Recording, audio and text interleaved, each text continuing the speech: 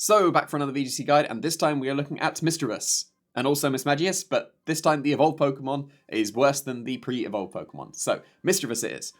This is just a budget Dusclops, basically. Like, it's not as bulky. It's significantly not as bulky as Dusclops, but we don't have it. So if you wanted to use a very similar Pokemon to Dusclops, then Misdreavus is it. It's off the ground as well, so you can Earthquake next to it. You could Earthquake next to Dusclops, just because it wouldn't take much damage, but you're immune to it with Misdreavus. That's something. So this is basically a Dusclops moveset. Nightshade, Pain Split, Withers, Trick Room, all 4 moves that have been on a Dusclops moveset all together as well. So yeah, it's just a budget Dusclops, basically. But it can do a couple of other things. It can Perish Song. That's a huge thing that it has over what Dusclops could do. So you could drop the recovery on it, because Pain Split is unreliable, and it was better on Dusclops as well, because Dusclops had lower base HP.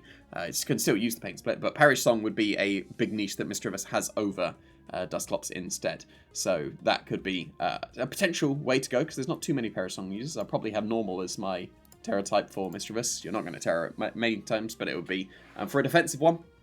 And Ghost and Normal cover each other quite nicely. So yeah, Perish Song is entirely reasonable, and this is just a budget Dusclops, basically.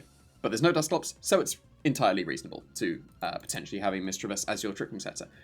Have a quick look at Mismagius, because you might as well use Gengar. Unless you really, really mislevitate and you need to Earthquake next to yourself, then Mismagius can be Earthquake next to. Gengar can't, it will have to take the Earthquake, or it turns into a Flying type, doesn't really matter. But yeah, this might as well be a Gengar. Couple of other things that it can do over Gengar. Mystical Fire.